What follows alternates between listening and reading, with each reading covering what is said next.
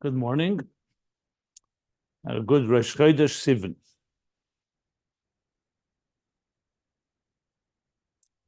So yesterday we concluded the long 75-page mimer of the Mittler Rebbe, Mika Hashem Elokeinu Hamagbihi and Hamashpili leaders b'Shamayim u'ba'aretz. But we'll go over it, especially the last paragraph, in more detail. Of course, the goal is then to carry over what we learned, go back to Ayin Beis and understand more context and background, and above all, how the Hemshech Ayin Beis most likely would have flowed, being that it's based so much on this mimer of the Mittler Rebbe, which in turn is based on the Alter Rebbe's mimer in Torah. So first, let's sum up what we learned. So this is the conclusion of the pasuk of explaining the verse Hamashpili lireis b'shamayim u'ba'aretz. So he explained what Mashpili is. Before that, he explained Hamagbihi and Lasheves, and what Mika Hashem Elokeinu is. Literally every word was explained in detail. After explaining Hamashpili lireis, the idea of Riyah, where Riyah is like that gaze, that look, total resonance, but also in a way that encompasses the whole picture, but also the details. And by Hashem, the Klal and the Prat are all one.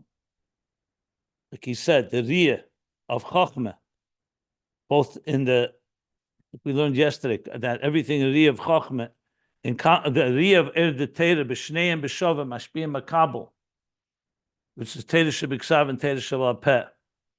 So even though there are two different levels from the way we perceive it, that be'etzem, when you're able to reach the Mashpili, the level of Hamagbihi, all the way to the highest level of the etzem,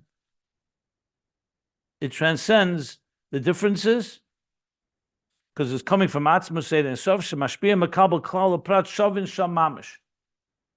My Lamata Shavin Mamish V'Sevel Das Elyon V'Das Tacht Yachad. So that very seamlessness that connects everything is now transmitted.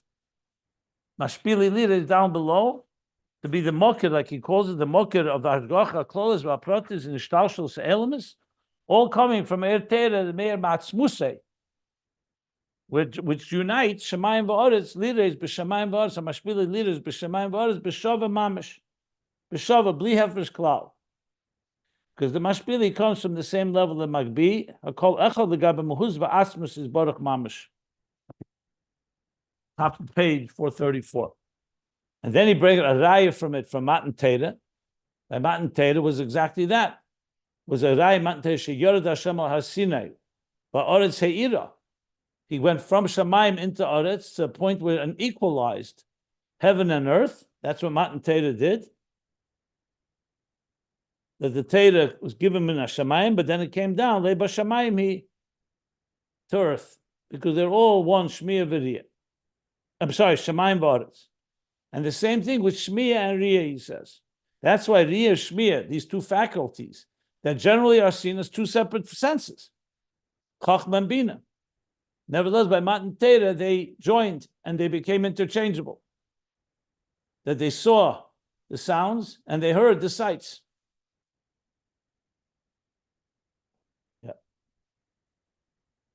Like he puts a shame in a sanira b'teira shebiksav. Remember, they saw the riyah of teira shebiksav. They heard the riyah in teira shebiksav. V'rein sanishma b'bina b'teira shebal peh. So he adds more now that chochmah and bina is teira shebiksav, teira shebal peh, which is like riyah and shmiyah. And this all became like one. V'zeu gamkein, then he said, what we say in Shema Yisrael. So here is apparently coming to add that even though Shema is shmiyah, which is a lower level than Riyah, as he says in the Alter Rebbe's Maimer. That's why Shema Yisrael is still the Avodah Mamata L'mayla. And Riyah, Mashpili Lireis, is Mamayla Mata Torah. But in the context of our discussion here, that there's a joining of Shmiya and Riyah. Shema Yisrael b'Shmiya Debina, b'Asogad Afro Ma'ayin the Chochmah Liyesh, Heipur Dasan Yishem Yesh La'ayin, Ve'ein Adem Shmiya L'Riyah, Lefisha bekrishma misyachid yichud ilov yichud ato the das alim v'das tacht.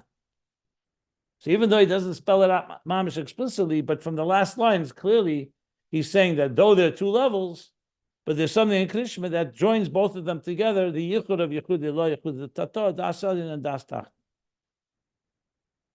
Okay. That was up to the last paragraph. And the last paragraph, as I said yesterday, really could only be understood fully when you connect it back to page 420. So 14 pages back, when he spoke about Chanukah, remember this is a Chanukah mimer. So now he connects what we just learned back to Chanukah with an important key point. So I went back to those pages, and now when you go there, you see the clarity of all the details that he says here very briefly is all really explained there more at length. So I'll spell it out now. So page 420 through 422 is a section on Chanukah. Briefly, the point that he said there, and he reiterates here, is that Chanukah has this unique element that it wasn't just Ayin, it was an Ayin that came after darkness, to transform darkness. Because before Chanukah, before the mitzvah, before the Ness of Chanukah, they had a Beis Hamikdash, they had a Meneda, but then came the challenge of the Greco-Syrians who attacked and defiled the Beis Hamikdash and all the oil. And the miracle was that first they found a pure cruise of pure olive oil, and that it burned 8 days. So he explained back there that required more than just Oyer. That required going back to Shemen Lama to the source of Oyer. That's the Chiddush of Chanukah. What he's going to add here now, what we learn here, is going to explain how that adds something. Because when you say Mika Hashem Elokeinu Hamagbihi L'Sheves and Hamashpili leaders b'Shamayim v'Oretz, it's true. We're talking about Davei de Mamata L'Mayla Er Chayzer, where we're taking the material world and through mitzvahs and through contemplation of Shema Yisrael and all that, we elevate the world all the way to Etzem, to save Ma'aser Machshava Tchila, to Atzmus Dira B'Takteinu. And in turn, we draw it back down from that highest level that it should manifest. Well, first of all, Hamagbihi L'Sheves in the form of L'Sheves. And then we draw down Hamashpili leaders, B'Shamayim v'Oretz, all the way down throughout Shtalshlus, that down below it should be just as it is above. And not just through mitzvah, Ner mitzvah, but also Torah, with all the power of But the pasuk itself does not address, those two psukim does not address true darkness. It addresses this material world. So now he's saying so he says these words, that Kol Ma Shemavur L'Mayla Hamagbihi Hamashpili, the words of the Mittler Rebbe, the Yichud V'Iskalus, the Erch Gezer V'Yesher, is Bekemas Adam, the Chacham the Torah Er. That's the structure of the Adam, of Torah Er. By Kemas Adam, he means the structure of Ishtalshlus. There's a Magbi, there's Mashpili. It's true, it's reaching levels that are higher than Ishtalshlus. But we're talking about permeating the Kemas Adam of the Chachma de Torah. And that's why Torah is talking the level of Chachma. Chachma is Seder Shtalshlus. Drawing from these highest levels. Remember, Hamagbihi, the elevation of the Yud, all the way to the source. But it doesn't deal with aberration. It doesn't deal with a situation where you go off the reservation, where there is a darkening of Torah mitzvahs. This is, okay, we come to the world, the big Aveda, the Neshama, armed, Ner Hashem Nishma Sodom, the flame of the Neshama, armed with their mitzvah and Torah Er, has the power to transform existence into a divine home. But what about when there's a fall, when there's a crisis, when there's a decree, when there's a golus, like in the case of Chanukah? So he says, Al B'nes Chanukah, what it comes to add, we say more than just Magbihi L'Sheves, like he spoke about Melech Augustus, that now you're in a state of war. And we say the expression of Madata Lahem Be'ez Sarasa, Mamida, and that you're fighting their battle. Loi b'yeshiva b'mishpat the Chachma the Torah. When the king is sitting in Mishpat, that's in a peaceful time. He's sitting in judgment. People come to him, and Chachma the Torah And he determines what the rules and the laws of that govern the land. Here we're dealing with a crisis, a time of war. So it's in a state of Amidah. And this comes, and therefore now we have to draw from a deeper strength. It's not enough the regular resources. Like it says in the Maimer Basel Lagani, for example, that in regular times, you have the resources you need to protect the country, to run a country. But in a time of war, you need bizbuz ha'etzis. You need to splurge and dig deeper and find deeper resources that were not used till now. The same case here. It's not sufficient the regular ner mitzvah and Torah because you're dealing with a challenge to ner mitzvah and Torah. That the Yevonim, the Greeks, wanted lashkicham Torah secha, ulaviram b'chukeritzenecha. So now you need to go deeper to be able to counter that challenge. And that's why he says, Zeh hanesha hidlik mepach zeh, the shemen zayis ches yamim, shu chochma bina Torah sheb'ksav shabal peh. So now you need to reinforce, to give the power for the Torah to be renewed after it's been defiled. Because timu kol hashmonim de chochma de kedusha, they defiled, they contaminated, they polluted the chochma de kedusha. And and for that period it was dark, that the Torah was not shining. That's why they couldn't find oil. Basically means it's not just physical oil. That level of light was taken from them. So therefore,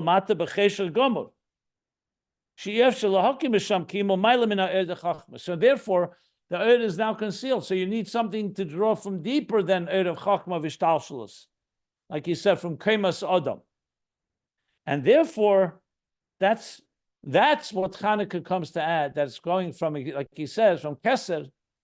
The words he uses, let me just, he says the words like this, from the words from Rakuchabracha Atzmei,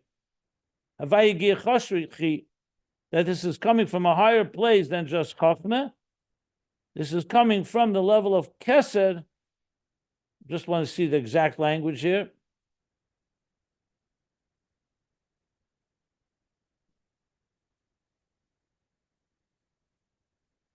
Yeah.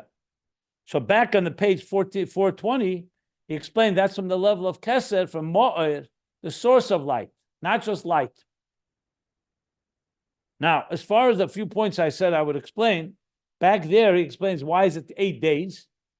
So back on page 421, he said 8 days represents Chachma and Bina as its nimshach in the Midas. Those are the words he used. That's the Midas are 7. And the Chachma that's nimshach, he said, on the top of page 421, he said these words. Okay, Ches Yomim Shein Zayin Midas the Bina. Sorry, 7 Midas of Bina Shemekablim Ba'er the Chachma. That's called the Er Shivas HaYomim. And that's the Pachecha that lit for 8 days. So the one day that included in it 7. So a total of 8. So he says that's the Er of Chachma, the Zayin Midas of Bina, that's Mekabel from Er the Chachma. And that's the power of Chanukah. And that beginnes mocker the era chachma, shemene yira zayin aneres. But the level of the Maor that's higher than the level of Eir itself. But the makor, let me finish, and then I'll stop for questions. Just a moment. Let me just finish. I have a little more to go. Okay, zel amshel mocker Eir, and that's why that. But I is this. Moed Atzmei, 1 second. He also added there, if you look there, just like Torah Shebal Peh has a mile over Torah Shebiksav, because it brings down Torah Shebiksav into an actionable, into working document, actionable mitzvahs. So he said the mitzvah that Rabbanon, Chanukah is a mitzvah that Rabbanon. So it also has that element that it brings down Torah and Torah Shebiksav Eir, even in Tamokim Cheshach. So though he doesn't say it explicitly here, but he hints to it. He says, "Zeu kener mitzvah de Chanukah de Rabbanon, va'achakach v'tere'er achar shemagbihi l'shavas." So you see here, that's what Chanukah is coming to add. Zayin mitzvah de Rabbanon she'el l'mayla be'er de teresh shebiksav v'teresh shebal peh. So on page 421, it's very clear where he spells it out explicitly. That Ner Chanukah is, as he says in the bottom there, the exact language. Hainu ner mitzvah ner Chanukah derabonu shalamayla me'er detera shebiksav b'tera shebal peh. So basically, Chanukah is adding the ner mitzvah v'terer. Ner mitzvah v'terer is said about Chanukah, but it's adding the dimension that it's transforming the darkness. And as I indicated yesterday, and I will elaborate this a lot more when we go back to Ayin Beis, that this apparently can be the yesod of what the Rebbe Rashab is explaining. There's the elements of mamata l'mayla, mamayla l'mata, through tefillah and Torah and mitzvos that we have in creating a ramimcha l'kaya melech, mamata l'mayla, mamayla l'mata, the interface. V'yadai tayim, ki hashavesa levacha, ki Hashem hu alikim, b'shamayim imal v'oretz mitachas. And then there was the additional element that he said is an inyan acher, the Rebbe Rashab said, that is the transformation of the very darkness itself, what he called, when we talked about the distress, that the darkness revealed the Helam Ha'atzmi.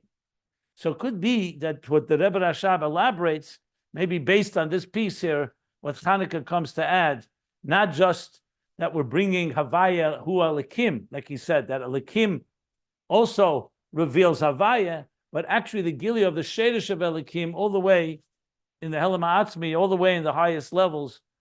Now, he doesn't say Helam Ha'atzmi explicitly, but in the general content, it sounds like that. Well, but as I said, I'm going to elaborate on this a lot more when we get back, but it's a little jumping, because first we have to talk about Ner Mitzvah V'Tere'er, and we have to talk about Ner Hashem Mishmasadim, Ner Mitzvah V'Tere'er, and then we can talk about this final level. But that's what it sounds like when reading here, this last piece in the Maimer. And with that concludes the Maimer on the end of page 434. So now I'll stop for any questions, and then we'll continue. Right. First of all, I apologize for interrupting you. As you know, I sent you a note. I got really excited about this last paragraph and then pages 420, 22, and then integrating it back into Ayin Beis, and I suggested that he was referring to that the Helam Ha'atzmi as a source. Well, I discussed that at length yesterday. Yeah. Oh, okay. So, but like you were saying, in order to be Mavar and to be Maor, to rectify it, to illuminate that particularly dark area that's been spoiled by, the toxicity of the Greek culture, that it had to come from above revealed light. It had to come from the source of light. So Maor, the Maor of, or the Chokhmah of Keser, which that's why the Maor. What's the source of the light from Chokhmah Keser? It seems only thing higher than that has to be the Helam Ha'atzmi, no? Not necessarily. Why not? What's higher than that I'm missing? The etzem, the source of light. Even if you don't use Helam Ha'atzmi, there's the source of light. The etzem that's higher than Maor, that's higher than Maor. I see. He says that on page 420 and 421, more or less. Okay. He called it the Maor, Shemen Maor. That's where I was getting it from. Yeah. Okay. But I was thinking, also, well, I don't want to go ahead. I'm going to jump, 3 or 4 chess moves ahead. I don't want to do that in this class. Whatever. I have some ideas when I get to Ayin Beis, but thank you. It's really helpful exegesis if you will. I will go. As I just said, I'm going to elaborate on this, but I want to do it in the right time. What's going on? Why is there so much background noise? That's me. I'm at JFK Airport. I'll turn my mute on. I'm sorry. I'm at JFK. Okay. I'm getting on a plane. I'm sorry. Okay. We will allow. I want to do it in a very methodical way. I'm going to get back to the Einoid and Helam Ha'atzmi. I don't want to jump the gun here because it's step by step. To really do justice to it, I think we have to go back to Ayin Beis, and I'll explain it step by step as Ayin Beis lays it out. And I think at the end it'll be a lot clearer. So I don't want to rush things. I'm just mentioning things that we will talk about. Right now, I want to just finish, like I said, sum up what we learned here. tie it up. And I'm saying also to yesterday, Rav Shlomo asked questions about Hel Ma'atzmi. I've talked about it a number of times, so obviously I have it in mind. And so are there any questions here more about the end of this the end of the mimer of the Mittler Rebbe that we learned yesterday, and now I reviewed? I also have a Anything? question, Any other but I don't know. clarity? I don't know if it has What? to do. I don't know if it has to do. You could tell me if it's appropriate question. When you mentioned Bizbuz ha'otzeros in the time of war, how does that apply to us in our daily life? Does that because I'm like, for example, my son is like drinking half a can of seltzer, and I'm like, okay, in the every day he just drinks that and he throws out the rest, and it's bizbuzz like I see it as, and I'm thinking that for in the time of war, maybe like in the time of trying to get into geula mode, maybe it's bizbuzz is okay. 1 second. Bal Tashchis is not bizbuz ha'etzos exactly. I won't necessarily compare the two. People shouldn't throw out food and shouldn't throw out things. That's not bizbuz ha'etzos exactly. I think, I can't tell you how to educate your son, and I don't know what his issues are, but bizbuz ha'etzos is in time of crisis and war, the king will splurge, and basically, because it's touching the deepest etzem midas and etzochen. So, and it's actually, but it's not really the theme we're discussing here. I just use it as an example that in a time of crisis, you need to dig deeper to reach a deeper level of gilui in order to counter the darkness, like it is in anything. When you have resistance and you have hostility, more resistance, the more you have to exert yourself to bring out deeper faculties. It's like dig deeper. That's essentially what I was saying. So Chanukah, due to the deeper darkness, you needed to have a deeper form of light that came from the source of light. That's the key point here. Rabbi, so I was just trying to apply it. I don't want to go off on a tangent. That's the key thing to keep in mind here. Okay. Fine. I just want to apply, like whatever you say, I want to try to always apply it to everyday. No problem. I'm just trying to keep Thank you. structure. That's all. Yeah, go ahead. I had a question. Sorry, this may not be relevant either, but does he ever go into the Shchorani, like, in terms of what Chanukah is and the darkness there? Or is that just something that the Rebbe Rashab? He doesn't use the word Shchorani, but he uses darkness, like I said. You want to read it inside here, page 420 through 422. And then here, at the end of the Maimon, 434. The elaboration on Shchorani is Ayin Beis elaboration. And we will review that soon. Remember, themes in Chassidus are always overlapping. You can't talk about everything everywhere.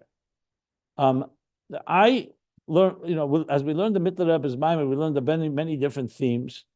Some things were elaborated upon, some were more hinted to. My goal is now to take what we've learned and see how it informs what we learned in Ayin Beis, what we can learn from this, and also what we can do to answer questions and develop themes that the Rebbe Rashab never finished writing. That's my next step objective. So there's the topic itself. This Maimer we learned from the Mittler Rebbe has plenty of merit on its own, even if you don't relate it to Ayin Beis altogether. But we do have an objective here. We're learning Ayin Beis. So I'm going to do that next, is bring these two together piece by piece by piece. But I first want to make sure that we have the Maimer covered well, and then move it to an understanding Ayin Beis. Look, I always point out that I don't process, but I try not to process before absorbing. First, you want to learn what he says. Then you start applying it and explain and processing it in context of the other ideas you want to learn. Because I find that when you rush into the processing prematurely, you end up have to go back anyway because you may have missed something. So I'm right now really trying to wrap my head around what were the Mittler Rebbe's main points and themes, and then come back and say, okay, how did the Rebbe Rashab, what did he use from this Maimer? What can we learn from what we learned, and what can we develop into the bigger picture? So I'm going to do that now, unless there are more questions. But I want to make sure that we have closure here with this mimer. And then next step is going to be this bringing them together.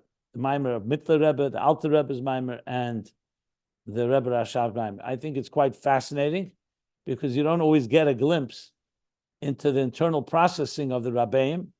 Usually you learn a mimer, you can go back to the mimer where it originates from, and then you see some of that processing. But here it's even more so because Rebbe Rashab never finished many themes, so it forces us to have to really go into like the engine room and the wiring itself of how the Rebbe Rashab developed Ayin Beis.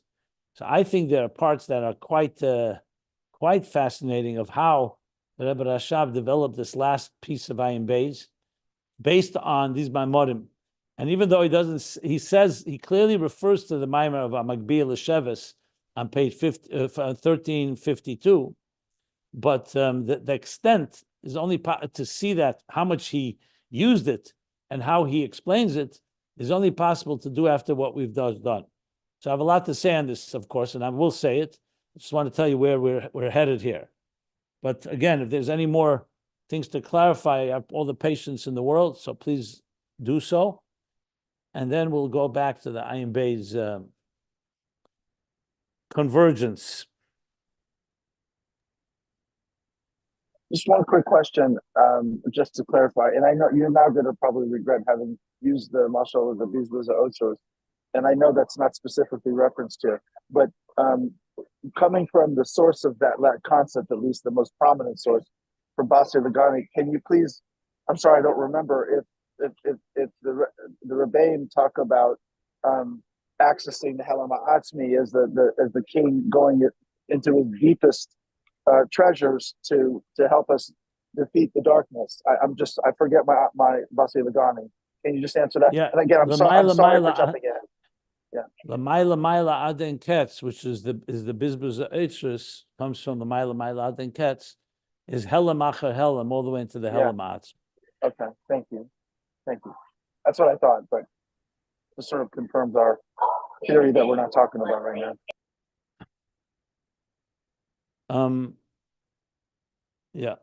So, are there anything else anybody wants to clarify?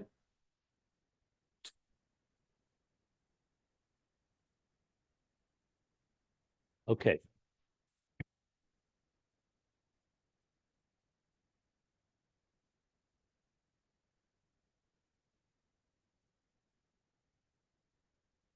Actually, a 73-page mimer, I should say. 73-page. Okay. So, a few key things here. Before we went off, after we finished Ayin Beis, and started learning some other texts, Torah Shalom, then we went to the Torah era of the Alter Rebbe, then we went to this Mittler Rebbe's mimer. If you may recall, I laid out the key points that the Rebbe Rashab was discussing and that which was not finished. Very clearly, questions he asked that were not answered, or ideas he began that were not finished. So I want to go back to that. And as I said, in an organized, methodical way, lay out a whole bunch of different points, and then see how the Alter Rebbe and the Mittler Rebbe's mimer gives us more clarity on it, and as well of how those themes would have most likely evolved and been developed had the Rebbe Rashab continued writing. So here's the key points to keep in mind. Ayin Beis is the story of interface. Okay, that's a very broad statement. The interface between Elokus, godliness, transcendence, and existence. Interface on many different levels. That's why Ayin Beis is so elaborate. And the Rebbe Rashab, in his inimitable way, brought from so many Maimorich Chassidus throughout Ayin Beis, from the beginning. Which interesting is a Shavuos Maimer. We're coming now to Shavuos. Shavuos 1912. Now we're Shavuos 2024, so we're talking about 112 years ago. And we started learning Hemshech Ayin Beis around 12 years ago, a little more, by the centennial. So from the beginning till the end of the Hemshech was really, number one, I would say a compendium, even a really fascinating integration of hundreds and hundreds of Maimonic Chassidus. I would venture to say all of Chassidus. Not that I have identified every place of Chassidus, but I've identified enough to feel that the Rebbe Rashab was taking and distilling everything from the Alter Rebbe all the way through his father, the Rebbe Marash, meaning the Alter Rebbe, the Mittler Rebbe, the Tzemach Tzedek, the Rebbe Marash, and even his own Maimorim, the Rebbe Rashab's earlier Maimorim, distilling it all into this magnum opus called Ayin Beis. And throughout the learning, we learned, as much as I was able to, I pointed out sources, Maimorim, that were the basis of the foundational texts of Ayin Beis. I don't mean just the Mittler Rebbe here, but in general throughout. And if you look at it, you almost see taking hundreds of these discourses and putting them all together in a flow that they all interact with each other. So that no one ever did. A Rebbe especially, literally taking all of Chassidus, and you can find from Ayin Beis, you literally can find every theme in other Maimorim. And one of my dreams in the creating the AyinBeis.com and so on was to demonstrate that by actually taking Maimorim from the Alter Rebbe, seeing how they developed through all the Rabbeim, and how in Ayin Beis they come to a type of connecting it to everything else. So that's quite clear when you really learn it properly, Ayin Beis. So it's the story of interface. Interface. Keser is the operative word of interface, because Keser is Rotzen. As he explained literally on page 2 in Ayin Beis, from the beginning of the Hemshech, that Rotzen is the first step that connects two things. There can't be an interface without a Rotzen. If I don't want to sit here and learn this class, teach this class, and learn with you, we're not going to connect. If you don't want, there's no Rotzen on your end. So basically, the Kesed is the bridge between, in this case, the Eibishter, who wants existence. That's called Rotzen. Kesed is the Kabbalistic term for it, the level, but it's a level of Rotzen. And itself, in Rotzen itself, there's Rotzen Kloli and Rotzen Prati, the general Rotzen, and then the specifics, which is very, very clear from the beginning. Throughout the Hemshech, Keser keeps coming back and back as a central theme, because it captures and personifies the essence of interface. Obviously, that's not the only part of the interface. The interfaces are throughout the whole Ishtalshalos. Everything is an interface. The Tzimtzum is an interface. Kav is an interface. Atzilus is an interface. Ach is an interface. The Parsa. Everything, think of it like a human body. How many interfaces are there to make the body function properly? There's all the levels. There's all the gauges, the regulators, the filters, everything. To make something work, a machine to work properly, you have thousands and thousands of systems in place that are all interfacing properly. If the flow, let's say when you digest food and it goes down the food pipe, if God forbid it goes down the windpipe. So you have to have things that open and close, a constant regulatory process that allows for the interface between life, breathing, eating, the heart beating, the circulation of your blood.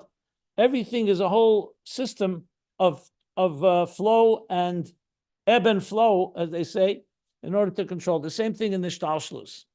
So if you look at Ayin Beis, you'll see that whole Ishtalshalos developing piece by piece by piece. I'm not going to go right now through the whole summary of Ayin Beis from the beginning of Esses Spheres Sagnuzis and Eretz Panimim and their Makif. That's for another time. We'll do that as well. The point I'm leading to is to just bring together the central theme of Ayin Beis as interface. And as I said, he brings from all types of Maimorim, sometimes explicitly says which Maimor he's referring to, sometimes he doesn't. In most cases, he does not. Most cases, the Rebbe Rashab does not tell us where this is explained earlier. Some places he does. I don't know if there's a way to figure out when he does, when he doesn't. That's an aside, a second point. But he clearly knew, anyone learning it, who's learned Maimorim before the Rebbe Rashab, are going to find and trace these connections, these cross references. So bottom line is the themes develop to the point where it gets to, and that's where I really want to focus on, is that this interface itself, for it to be really effective, needs to be a mamayla lamata aspect, a mamata lamayla aspect, and a mamayla lamata aspect. Because like we said a number of times, and I'll use a muscle from Ayin Beis and from other Maimorim, that there are two ways when a person's on top of a mountain and another person's on the bottom of the mountain. How do they interact? How do they interface? So either the one from the top comes down or the one from the bottom climbs up. But the fact of the matter is that each one has the quality the other does not have. When the one from the top comes down, the quality is you're getting a higher experience being drawn down. But it's not necessarily integrated as well. When the one from the bottom works hard to climb up, he is earning his way. So essentially, you really need both. That's why by Matan Torah, actually, which is the ultimate interface, by Yered Hashem al Har Sinai, Hashem comes down on Mount Sinai, El Moshe Omer Alei Alahar, and he tells Moshe, come up. It wasn't it wasn't just one direction. Hashem meets you halfway, so to speak. So Moshe has to go up, but Hashem comes down. Obviously, we're not talking about physical necessarily, even though there's a physical element to it. We're talking about spiritually, conceptually, that a teacher and a student, the student has to be receptive to this teacher, and the teacher has to be drawn down to the student. If there's only one of them making a move, you can get places, but it won't be a full integration. If the teacher loves to teach, but the student is not really there, he's not making any effort, it's not going to really be internalized. It won't be absorbed properly. If the student is very receptive, but the teacher is not so interested, or the teacher remains highfalutin or beyond or abstract, so that the student's not really going to get what he needs to get. So you really need, it's like a partnership and a relationship, to be honest. It's like a marriage. It's a two-way marriage. There's both mamayla lamayla, both directions. Meaning, I don't say halfway is not the right word necessarily, as it doesn't mean literally 50% of the way, but it means that both are doing everything they can. So that way you have both the maila of the higher revelation coming downward, and you have the maila of the lower level integrating and internalizing it. That's the balance. So when you get into the end of volume 1, the earlier editions of Ayin Beis, the one I use, the 3-volume one, end of volume 1 begins to discuss Aramim Chalakai HaMelech, both Mamayla Lamata, Mamata Lamayla. And with each quality of each, it continues that theme through volume 2. Then makes it very clear that these two approaches differ in Tefillah and Torah. Tefillah and Torah. That Tefillah is, as even Api Allah, Bakosha Srachav, the human being initiates in a time of need. Api Torah, Tefillah is only when you need something. Later, the Chachamim made Tefillah takana that we daven not just when we need, but also other parts of davening and so on. But Tefillah is essentially Sulam Mutzav Arza Reisha Magia Shemaim, a ladder that begins on earth, meaning us, and you're reaching up to heaven. You're imploring, imploring, praying, beseeching God. That's a Mamata Lamayla Aveda. Tefillah. Torah is the opposite. We didn't initiate Torah. Torah is Matan Torah. The Eibishter gave us his Torah. We couldn't come up with it on our own, as much as we tried. As we would try. You can come up with certain principles, moral and ethical laws, but not Torah in its full essence. It's Hashem, Min HaShamayim, bringing it down, drawing it down. Like we said here, that Torah is coming from Shamayim downward to Shamayim to Aretz. So Torah is God giving us his wisdom, his blueprint, a CAT scan of his mind, if you wish. Not just of his mind, of his will. What does he want? His mitzvahs and so on. So Tefillah and Torah serve as two tremendous mamata, both are needed. In Yiddishkeit, you need to daven and you need to learn. Beis HaKnesses, Beis HaMedrash. They complement each other. Not one is more important than the other. Both are necessary. And both have something the other doesn't have. This doesn't mean there's an overlap. Obviously, Torah has elements of Tefillah in it, and Tefillah has elements of Torah in it. Matter of fact, Tefillah has psukim that we say, and Torah has Tefillahs like Shema Yisrael and so on that become prayers. So it's not like it's but there's generally those two tracks. You ultimately want Torah and Tefillah coming together with the best of both worlds, so to speak. Now, we also have a third thing called mitzvahs. When you think of the three pillars, it says, Ashleisha Dvarim Ha'elam Emed, three pillars upon which the world stands. So you have Torah, Avodah, Gemilas Chasad.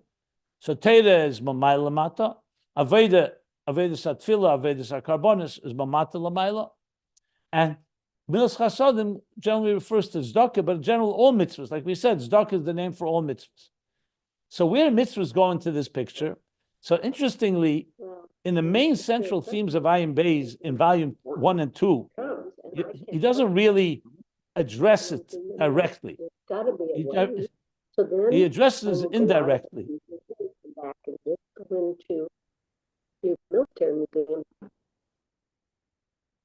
He addresses it indirectly. But in volume 3, he does address it. But it doesn't again spell it out explicitly. What I've derived from it, and especially now that we've learned the Maimorim of the Alter Rebbe and the Mittler Rebbe, is that mitzvahs is a combination of mamata lamayla and mamayla lamata. Because on one hand, who gave us the mitzvahs? We didn't come up with it on our own. Again, I'm not talking about ethical mitzvahs that we may have logically developed. Mitzvahs, not Torah. It's the Torah tells us the mitzvahs. That's why we keep learning that you need to learn Torah to know what to do. How do you know how to keep Shabbos? You can't just guess. You can't intuit. On the other hand, Torah is amshachim amayla lamata.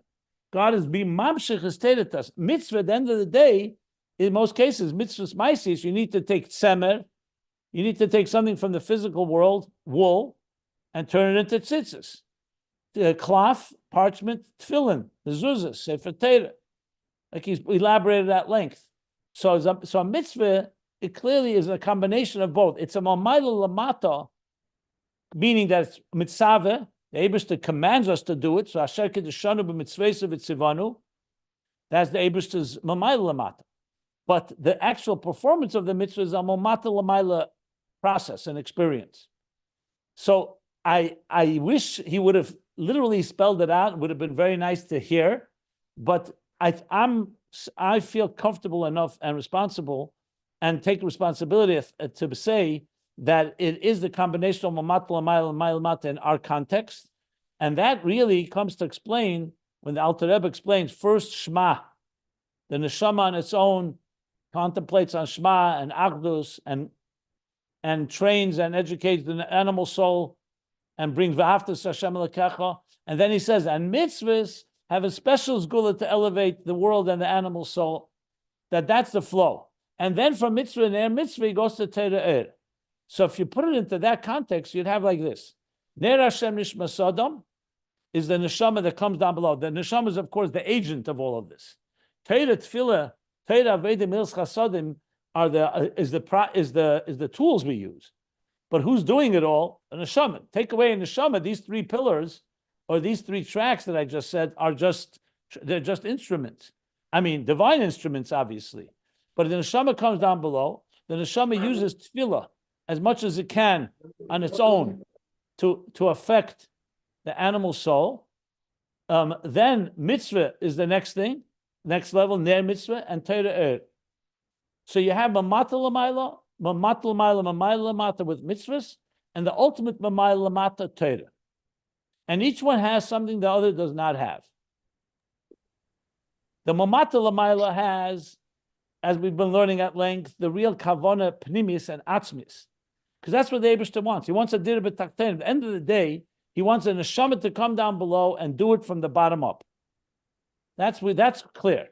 So in that sense, you're talking about atzmos, nisava kodesh baruch hu liyas le'dir b'takteinim, seif ma'asav machshava tchila, is the neshama coming down below, doing Torah mitzvahs, the bottom up, chezer, what he called. The chezer, the Hamagbihi, l'sheves.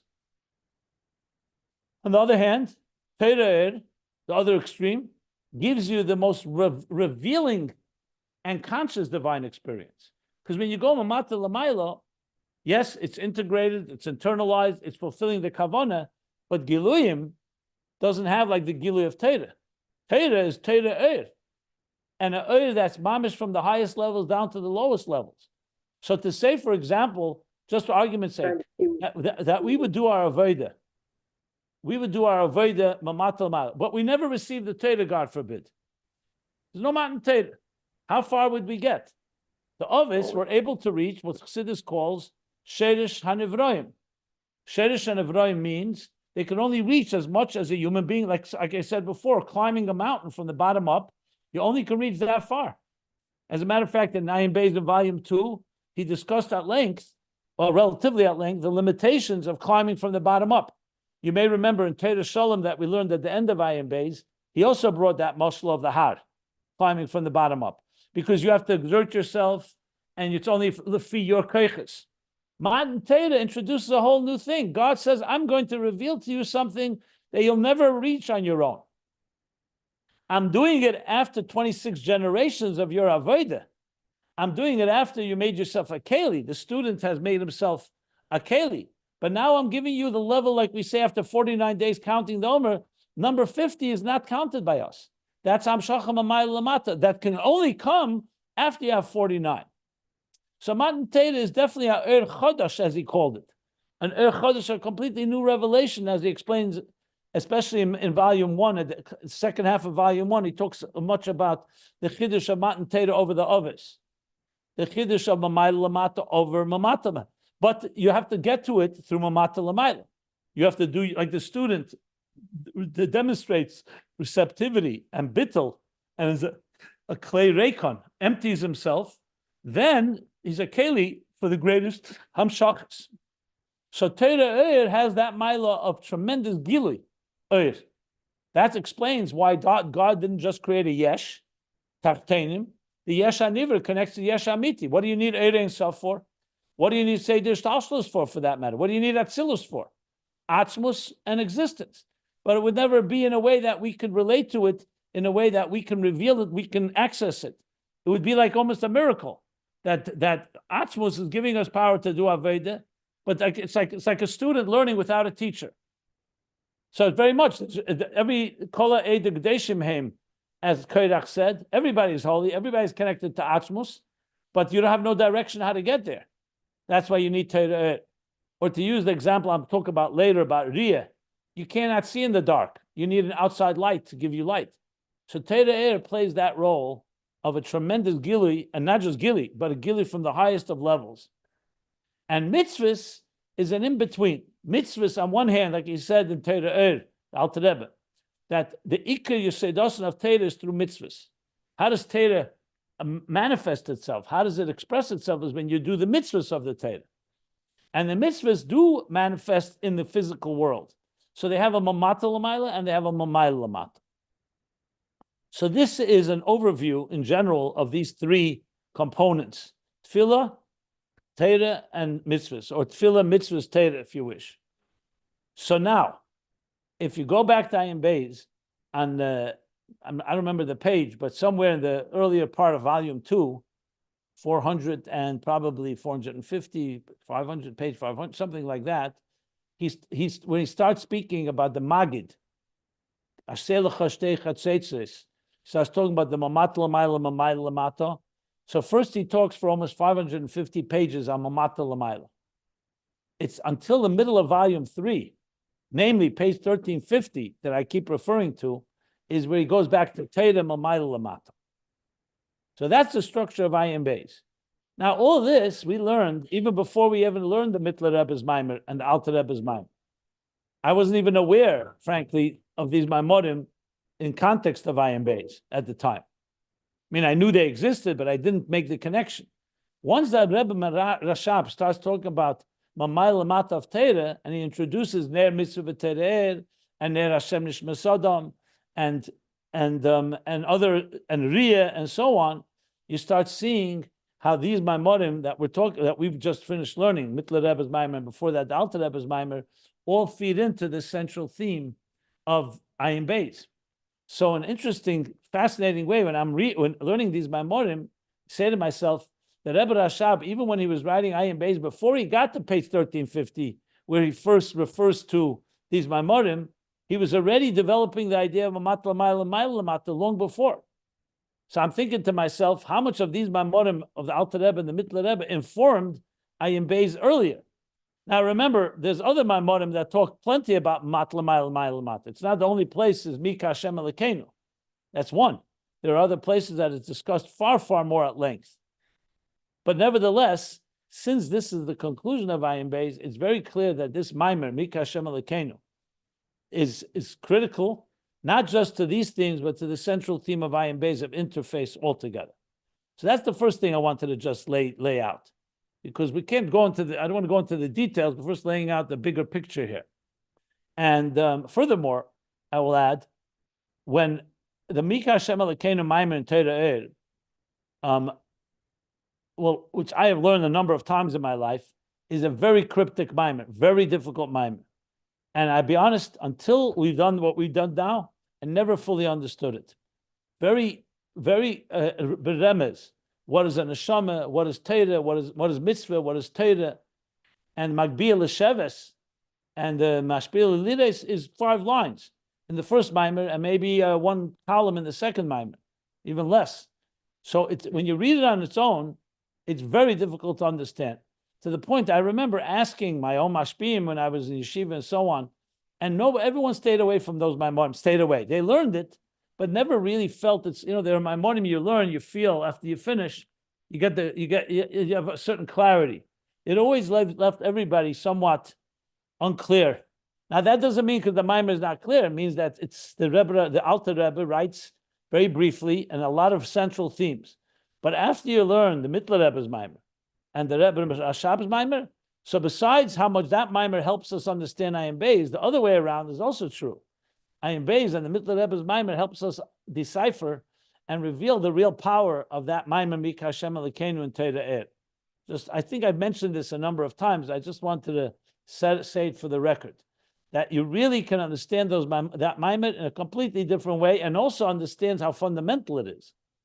This whole idea with the shemen, the psil, the wick, the oil, and the fire it creates, is understood once you understand, especially Ayin Beis, that turns it into such a central theme, which we'll talk about more, those details.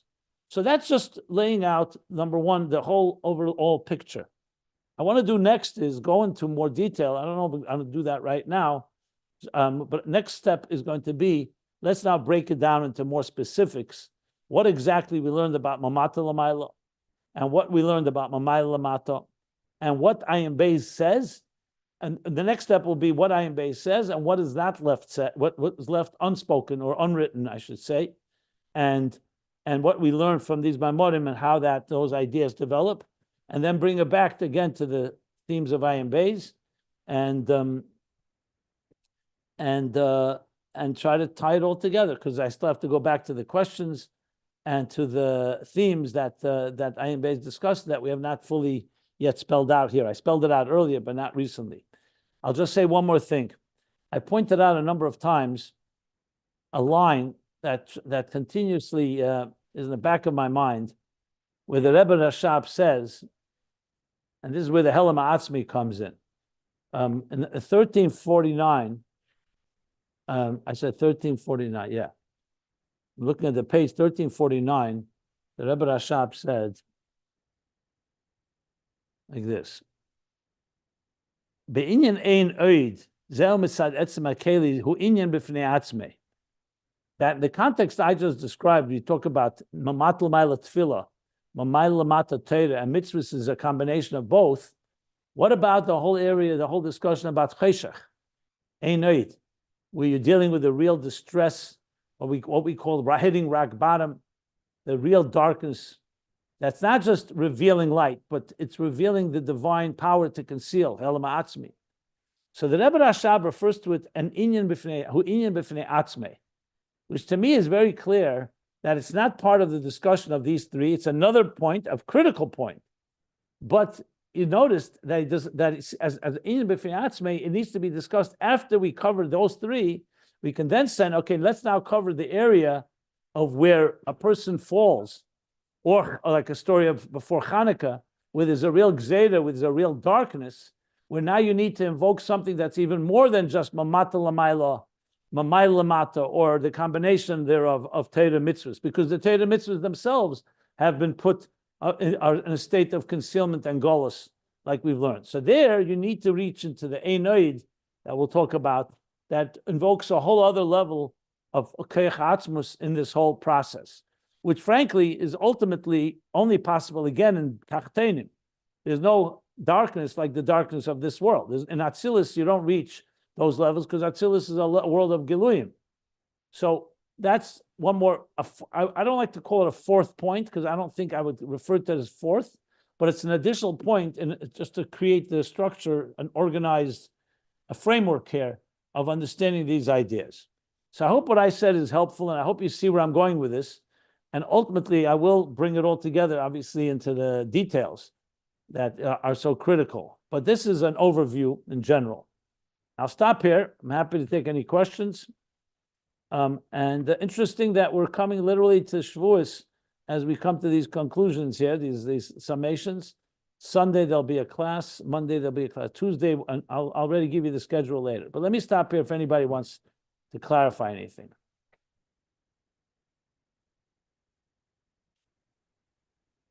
That was a mouthful, right? Okay. Just awesome. Just totally awesome. Magnum opus. Yes, indeed. Can I Yes, ask another practical question? Let's say that we take it that Maila Lamata and Mata Lamaila, it's Tefillah and Torah and B'Shpeh, B'Chtav and all of those things.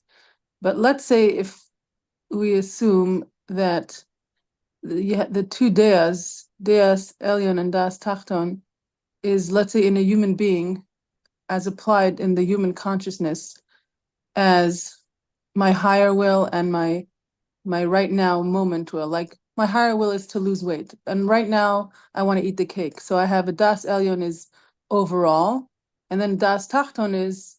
Does that make sense to use it practically? I'm not sure how like you got that? to the cake part, but you have to explain a little what you mean about wanting to lose. How are you applying Das Elyon and Das Tachton to losing weight?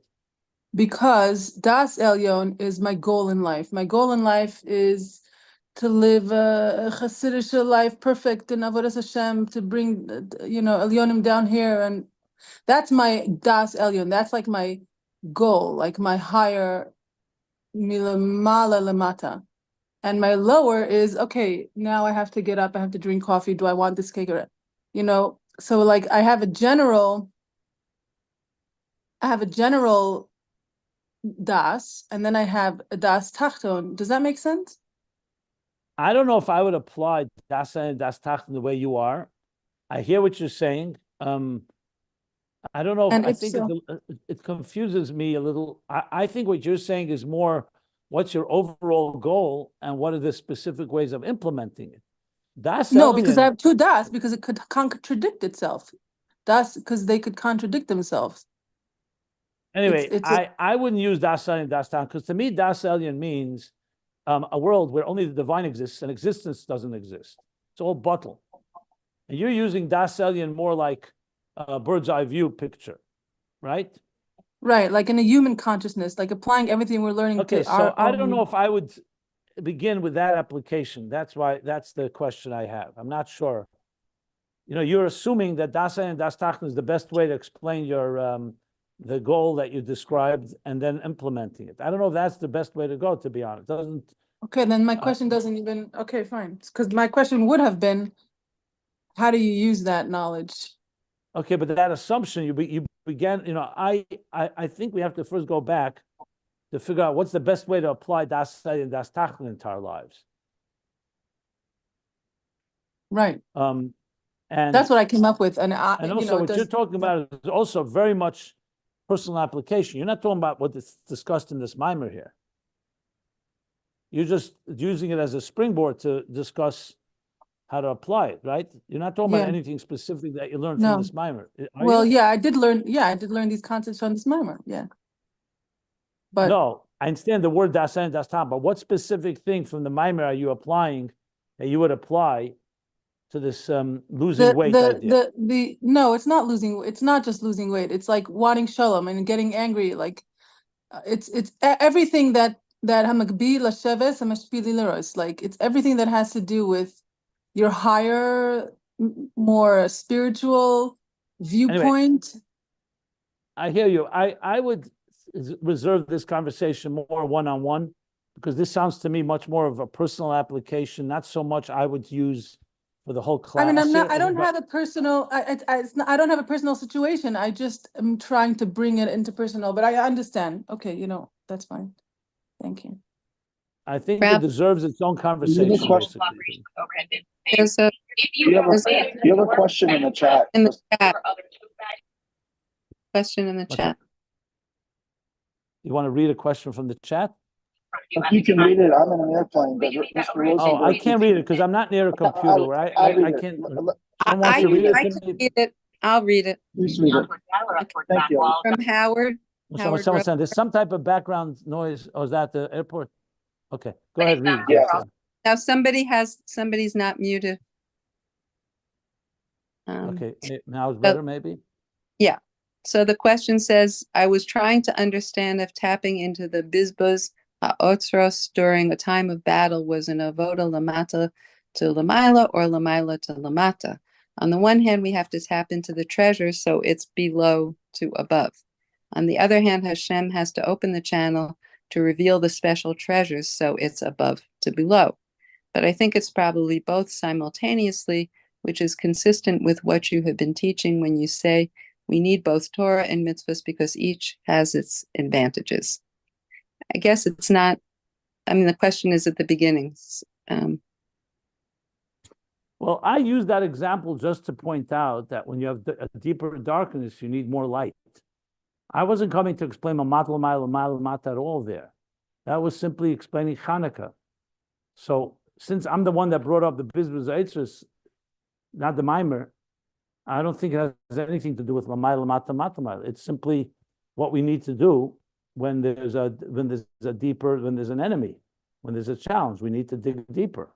You could refer to it as us digging deeper in our own resources, or we can refer praying to God that God should give us deeper resources. But because I used it in a certain context, I don't want to go too far with it. It's not a Mamayla Mata discussion because it's not part of the mimer, that theme.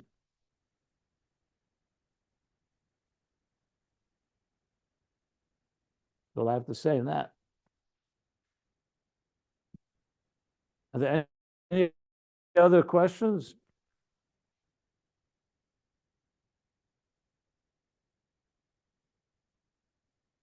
That it?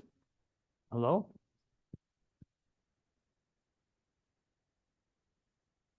Okay, so then we'll stop here. We finished the mimer of the Mittler Rebbe, page 434. We summed it up, and I've already gone over now back to Ayin Beis, which is what I'm going to continue doing now.